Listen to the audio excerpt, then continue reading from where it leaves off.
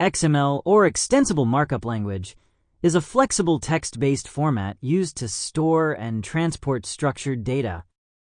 It uses user-defined tags to describe data, making it different from HTML, which focuses on displaying content.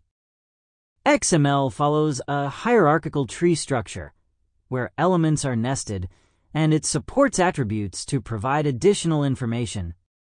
It is both human-readable and machine-readable, making it useful for data exchange between different systems, including web services, databases, and configuration files. XML also supports namespaces to avoid naming conflicts and schemas like XSD to enforce structure and validation rules.